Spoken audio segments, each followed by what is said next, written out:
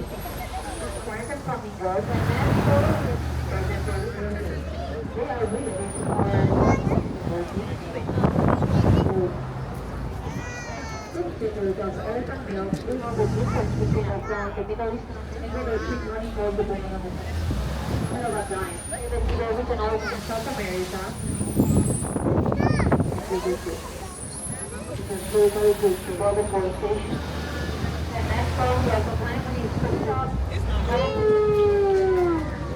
Today, people will visit allow us to collaborate with partners from all around the world and find innovative solutions to the challenges that wildlife faces every day. Conservation is at the heart of everything that we do because where wildlife lives, wildlife thrives. And we know how our future and give the right to the beautiful American flamingos.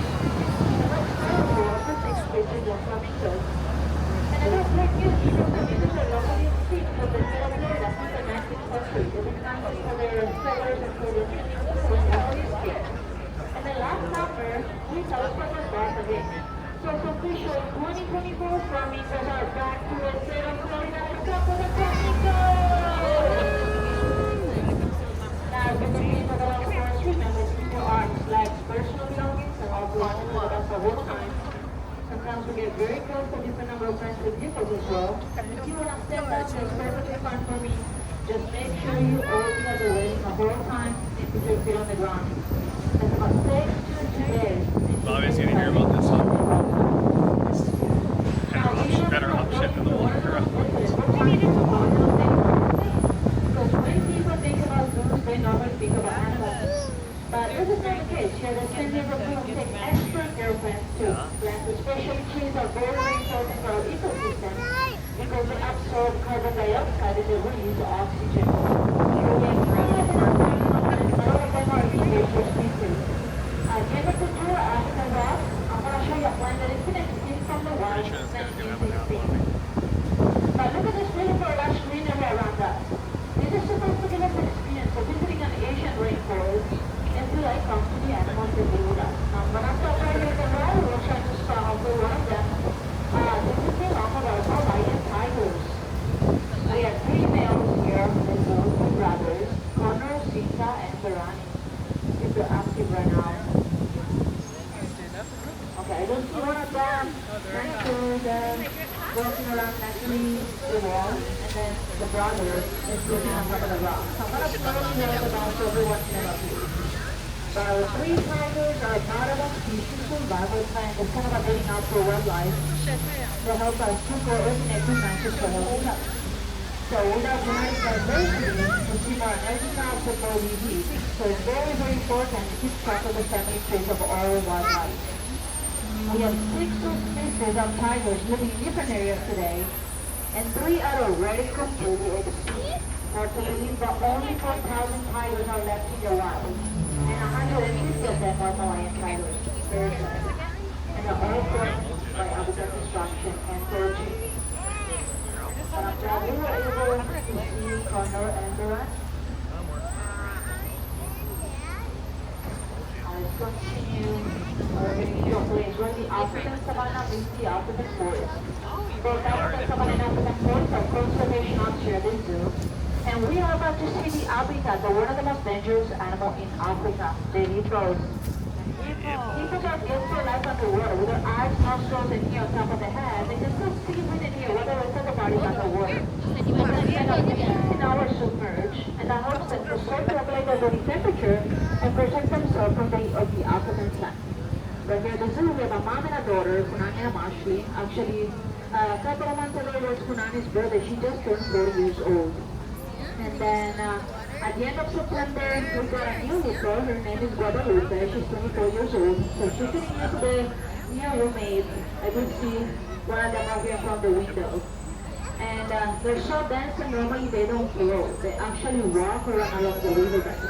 They are herbivores and so they grass, normally adults. And they can consume up to 88 pounds of grass in one night. Very cool. And then behind the tree, who's the mountain? We have our oak mountains. We have giraffe gardens.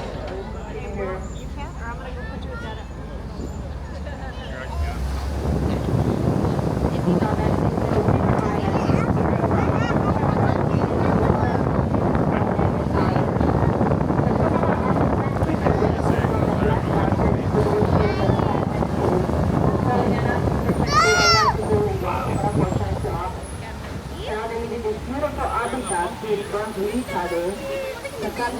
to squat down, trying to catch the otters, but they're actually practicing a unique answer skill. On the words for the otters, they're so fast and always would splash the monkey back. Then if you want to stand up, I do see a couple of red top monkeys right here playing in Florida. So if you stand up, you might be able to see more on the ground. Can't really see them from my spot, so you have to let me know.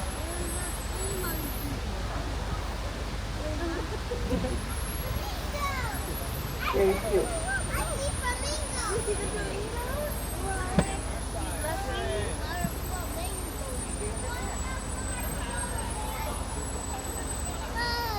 Alright, here we are at location number 15 on your map.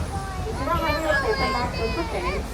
You can try download your single zoo app on your phone, so you can navigate much easier around the zoo. And then if you look on your left, we have our African marsh habitat. That's some of our cormorants, pelicans, and African flamingos. Flamingos and body of saying, you know, I would choose because the pink color comes from carotenoids, they are pigments found in their diet, and they have very long legs and a large beak that is adapted to go for feeding in the water. And as you guys can see, they're much lighter compared to the American flamingos, and that's because of their diet, so they're so very, very beautiful. Also, after hatching, the chicks stay in their nest for 5 to 12 days. And during this time, they get fed a type of meal called crop meal that comes from the upper digestive tract of their parents. So both dad and mom can feed the chicks. And during this time, the parents lose completely their color. So they get pale pink or white. And then they get their color back when their chicks are going to be able to eat by their own.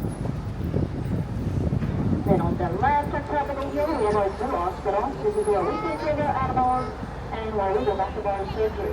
Since I'm talking about the hospital, I do want to share a great news with you today because during summer, in one of our routine checkups in one of our koalas, more than 3 years old, we found a huge tumor in his brain. But with the CT scan, we were completely able to remove the tumor. So today, Noah is doing very well, and I do want to share this news with you. And up in here, there's San Diego Zoo Hospital. Skate park over here. Also, I'm sure by now you guys have noticed that I have a bit of an accent. Well, I am Italian. I was here 5 years ago with my little dog, Olivia, from Sardinia. And Sardinia is the second biggest island in Italy. And since we started moving here, one of my biggest dreams was to open a San Diego Zoo. So today I'm very grateful to buy this place now, and I've been trying to talk about animals all day long. Trying to inspire people to do better for our planet. So thank you so much for being with us today. I hope you guys enjoy as much as I do. I'll be back with you at a next session. Conservation organization with 2 other members. And they are one of us today. So I think I want to first apologize for the 20 pounds people that we sent here with you. And it also helps like the Rhino Rescue Center. And our scientists are making a conservation in practice. Working like rhinos. We only have 2 females left in our planet. We're out of the jungle. We're by the zebras.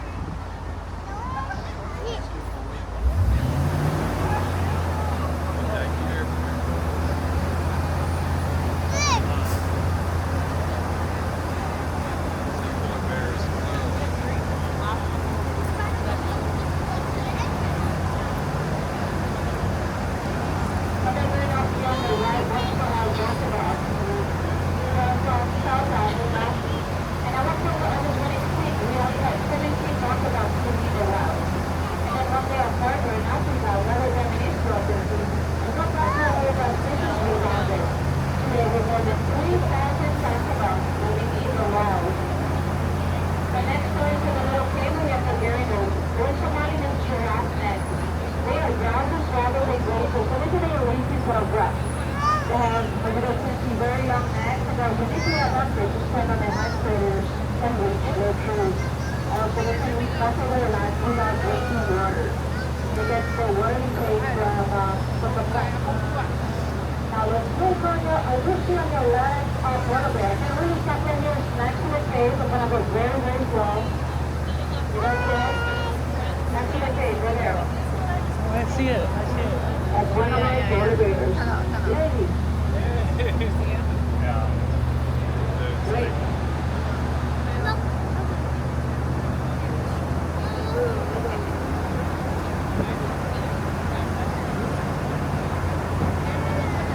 Then out here, take the left step of the side party. It is towards the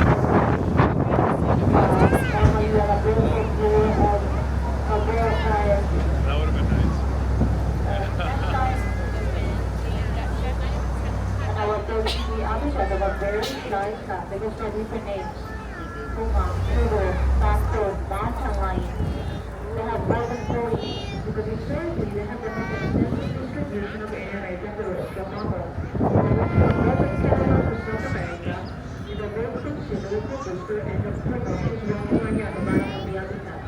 In the ground. So that is asking for production down.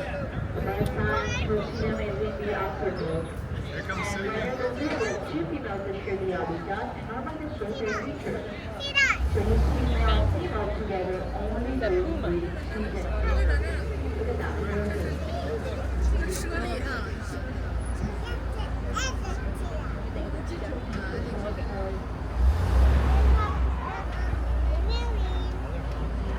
Then on your right here, we have our Bobby here with a breeding called the bear and the squirrel. 8-minute Bobby, very fun for a little one. Again, in front of us, with Illinois, this is our next adventure about all the stories, all the changes that happen here in our backyard. And just a curious about why the extinction happened. In the standard of change result and species that you apply with generalized results. So it's very, very interesting.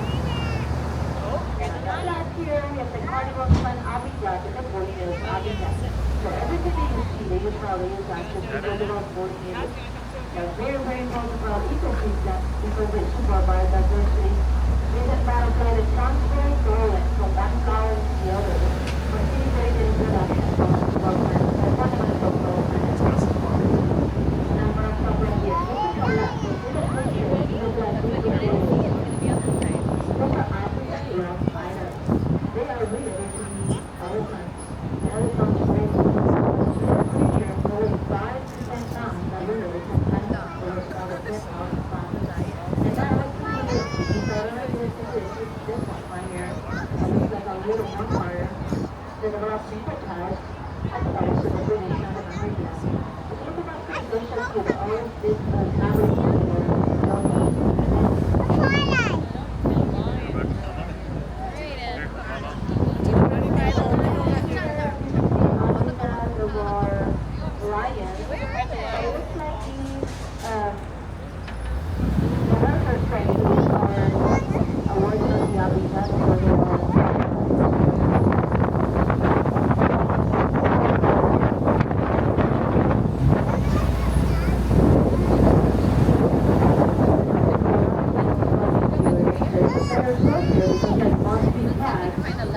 Jaguars are certified for chase.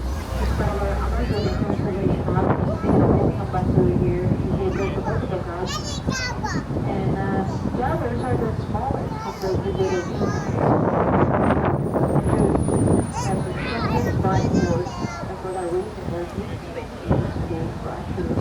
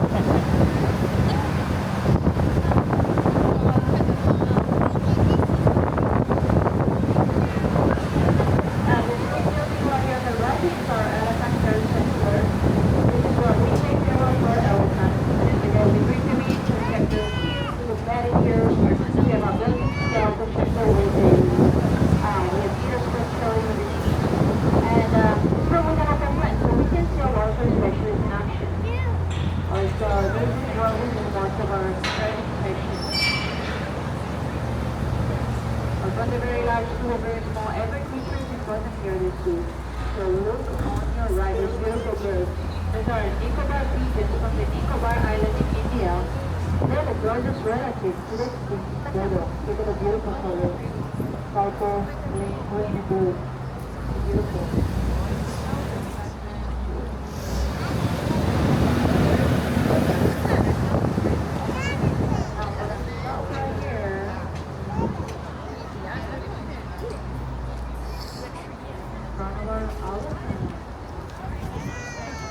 This is one of our male. We have four males named Shaba and three young males, Dunzu, Nico, and Ruby. And elephants are making progress in our savanna conservation. We collaborate with partners from all around Africa. And one of the things that we're facing is the worsening of climate change is resulting in rankings of elephant elephants. Because of our partners we were able to start amazing study about elephant milk. So the elephant doctor that trust us and we were able to collect the right numbers. Well, one time. And we found out that the best substitute of elephant milk is goat milk. So fortunately we found that they say they have code, so they were able to supply the elephant farm. It was double with the local farm and also for the baby elephants.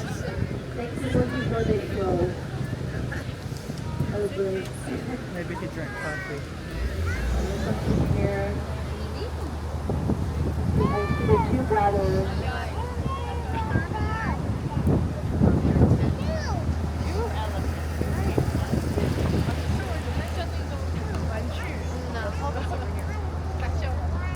Water right here.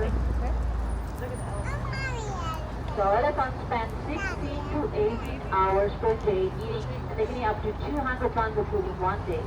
They are the largest land mammals. And to eat, they use a very special part of their body, their nose, their trunk. And we estimated around 45,000 muscles. So that's a true muscle.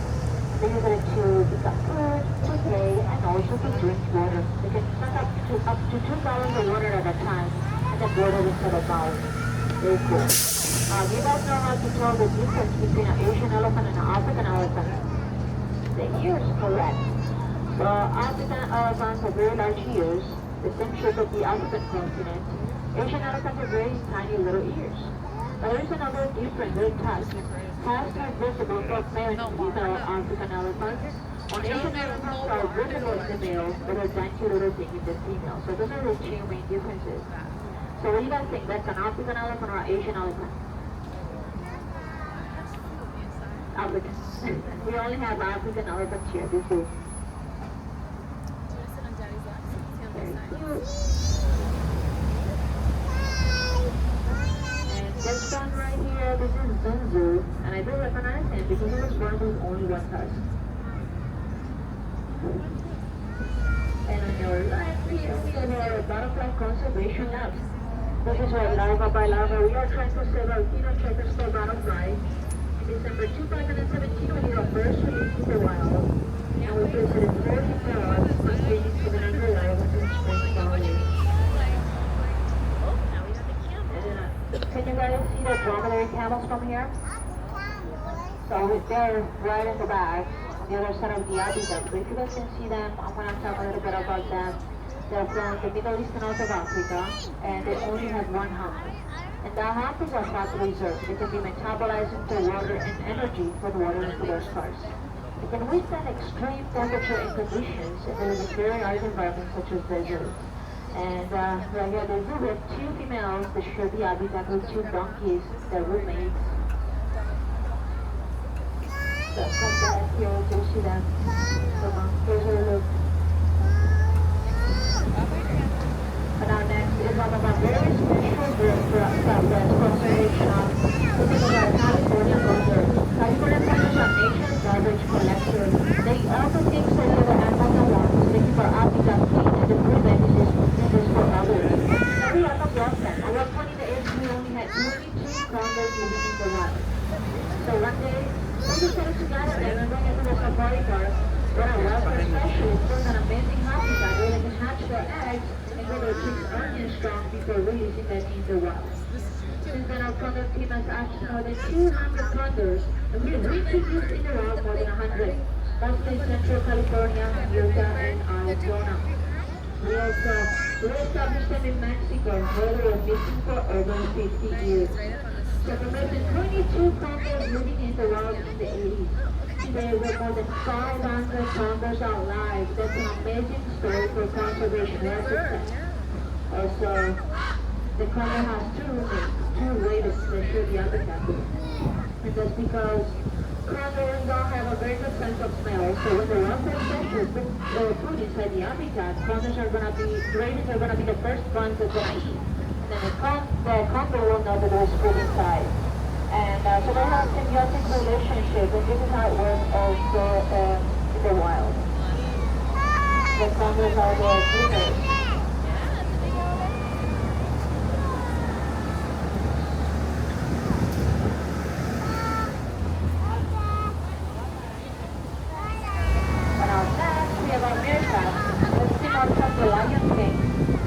They come from the Kalahari Desert and they live in large cavern groups of moss. Each family has around 20 to 50 individuals, and each one of them has a job in their family. This and that you might be able to see that, so I think this is job. So each one of them has a job in their family because they're dependent on a different number of predators, so the earliest looking for danger and actually a different running code depending on the predator. The real insectivores, but actually the traditional are scorpions. And a fun fact about Americas is that they are immune to venom. Great children have very long insectivores that allow them to be the oldest one of the ground. And they also have black patches around their hides, so it helps them to protect their hides from the sun, close to the sunlight. Right here we have the of our African rock alligator. And here we have some spiders.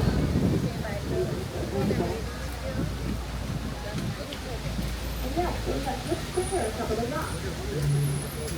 If you look at the hoops, they have very tiny little hoops, the same diameter of a dime. And that helps them to land on micro ledges. And the stickers also have a suction trap effect that helps them to stay still on top of the rock at very high altitude. They've been spotted at high at 13,000 feet up. They're very agile. The competition with introduced species is a significant factor in plant and animal extinction, and it's happening right here in our own backyard. San Diego County has the largest number of plant and endangered species, and a lot of them are plants. So when a plant disappears, also the insects that rely on that plant for food or for shelter disappear as well.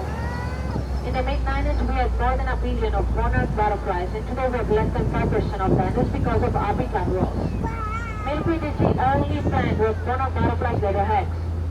And I do want to talk about these incredible pollinators because I personally think that their migration is something amazing. There's nothing like that in the butterfly world. Around April, they travel from Mexico to Canada for 2,000 miles.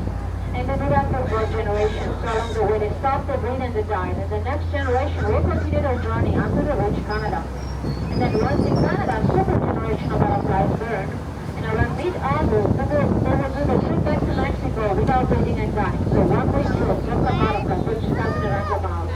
They rest during the night, and they travel during the day. And they get to Mexico just in time for the birth of summer. And then they cluster all together, millions of butterflies in those very tall trees in central Mexico. And they hibernate for 5 months until it's time to migrate again. That's amazing. And all of that to say that today we can all be analyzed for wildlife by recognizing that we're going to all the invasive plants. And if you have a front yard, a backyard, a balcony, you can plant some local California milkweed. They show there's local California milkweed. And as local wildlife like the monarch butterflies. So we can give them a place where they can rest, where they can feed, and where they can lay their eggs. So all together, we can save those very, very important pollinators from extinction. And now we're getting into nursery, and we will visit our bears.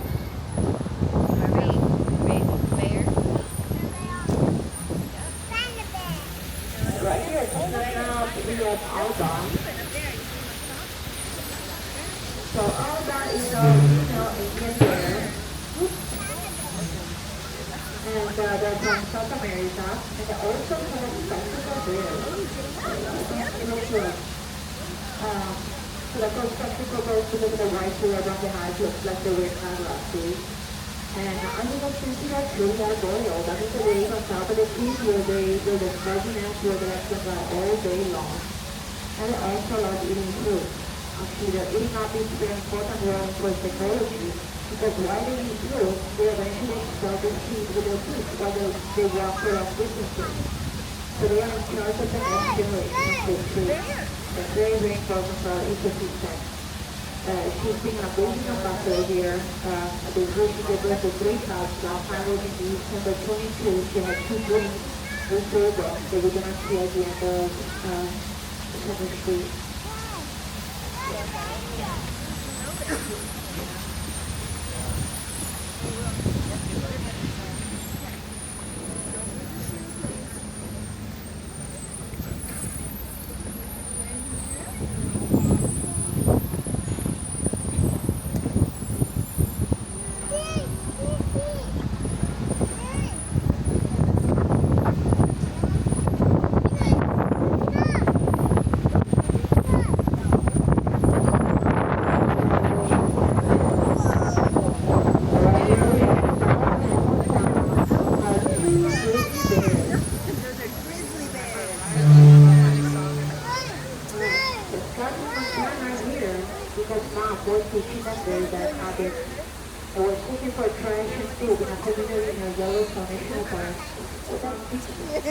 And so we tried to relocate them multiple times right in the work.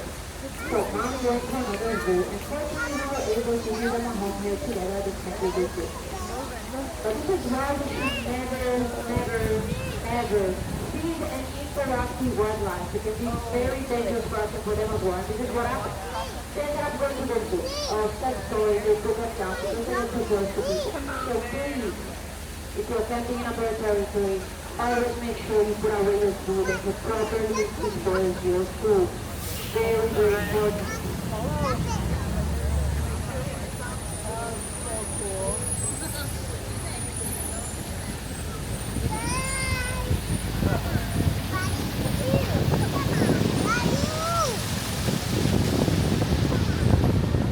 And now here next door, we have our male black bear.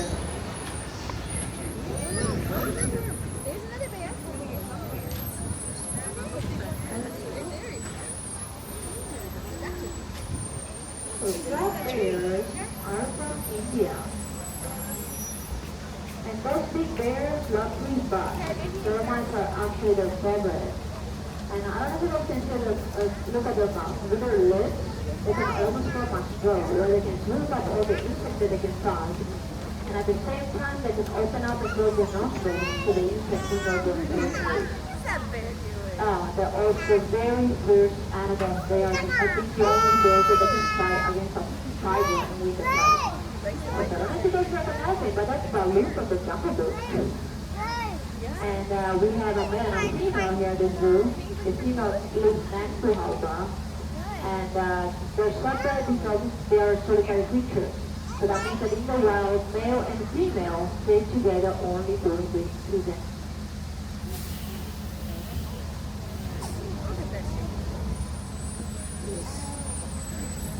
And then right here, we have Turbo. So Turbo is Alba's boyfriend.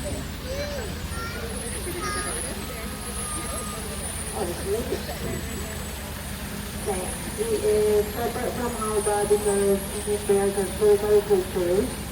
So they get together only during the season. And because of their native tropical climate, they are active all year long.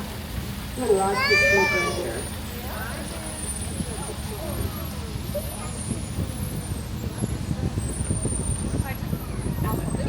Now we're getting into the Grand Canyon Trail. So this is the first red forest that was planted here at the zoo. So it's more than 100 years old. It says we are obsessed with rainforest, and it's actually true because rainforests cover less than 6% of land in our planet, and yet provide home for more than half of terrestrial wildlife. They act as the land of our world, but they also have an impact on local climate as well, as well as the world. The rainforest and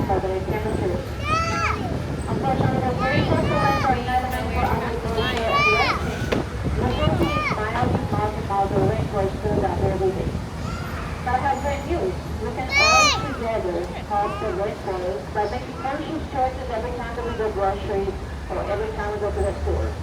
Always make sure that everything that you buy is certified sustainable and doesn't support deforestation. Like for example, paper, wood, chocolate, coffee. Always make sure it's certified sustainable. And now we're getting into Africa rock. So when people think about Africa, they think about Savannah, but Africa can be a million places. It's desert, tropical rainforest, marshes, mountains,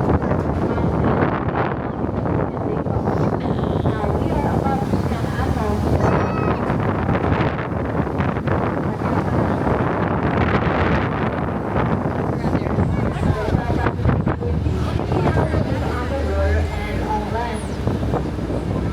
We actually fill the water with ocean, but we fill the ocean water with local ocean for them. And we can cover on top of the rock. Very cute.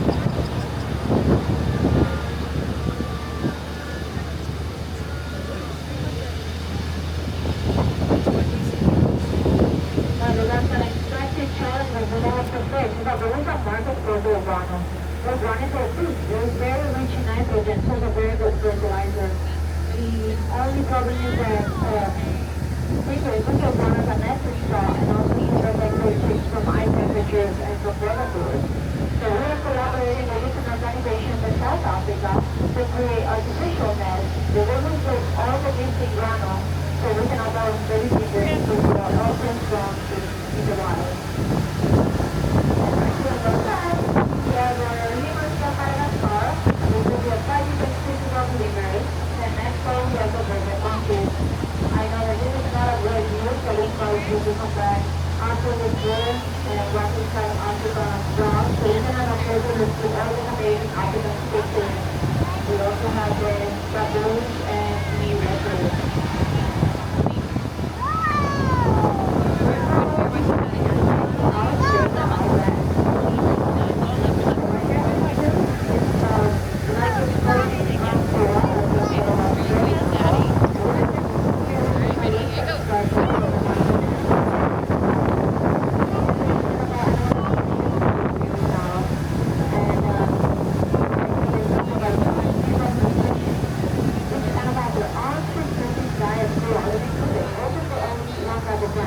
And at the same time, they're very, very pretty. And sometimes when they're like this size, we're different more than 100 different species of eucalyptus. Right here on the right, we only have males. We have one male per tree because they're very cute, but at the same time, they're very, very territorial. So we can see over here on this one tree, on the birch tree right here. You guys find it? Follow for yeah. Let's talk about eucalyptus because this plant is toxic for most animals but not for koalas. They sleep up to 22 hours per day. Most of the diet, the eucalyptus roots are very hard to resist, so they need to sleep 22 hours to digest their very hard fibers. They also have a very long digestive tract that helps them to digest the fibers and also detox from the eucalyptus toxins. They're very, very interesting.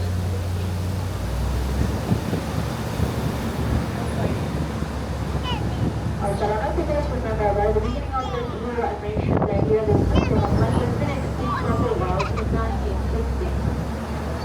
So the plant is right here on the left. This big knob right here, that's a wood cycad. It's from South Africa. And as I say, been extinct from 1960. We only have two males moving recent potential birds all over the US, but no females are left. So to try to get this plant, we need specific technique. And it's amazing that we have right here, the San Diego Zoo. This one. And then separate from the males on the right, we have our female koalas. They are marsupials, that means that they have a pouch. Normally their gestation time is around 35 days, and they normally give birth to one koala at a time. This is inside mama's pouch for 6 months. And then after 6 months, they lie the mama's back until they are 1 year old. So now we're back to Sandy Plaza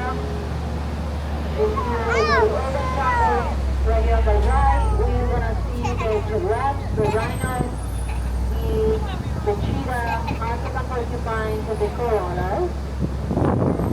And then if you're here later this afternoon, later today, you want to get to the exit, just follow the dots on your left, enter the gift shop. Now you can go right in front and open coming doors at the entrance exit of the zoo. And as our journey comes to an end, I really want to thank you for joining us today. Also, some of you learned something new. We spent 40 minutes to the world with different eyes. Our journey through the San Diego Zoo wasn't just a walk through the incredible animals that we have here, but also a walk through the wonders of nature and the wonders of transformation. Every picture we saw today are historic, and every story reminds us of the beauty and the fragility of our planet. So remember, we can all make a difference, whether it's the small changes in your daily life or spreading the knowledge that we have been. We can all together protect and preserve our planet for future generations. Keep in mind that conservation starts with us. The preservation is the key of human soul, and is also a reminder that if we work together, we can recover species from the brink of extinction. So please, let's continue to be curious, compassionate, and committed in making a difference. Once again, my name is Judah. If you guys enjoy my tour, and I will see you again at the world famous San Diego Zoo. Thank you, everyone. I'm going to pass the back, and I'll pick up the lower deck, and have a person up the upper deck. So please remain on your seat until you can hear my handbrake. If you have any questions, or you want to check with me, tell me. Okay, I want to say, together too.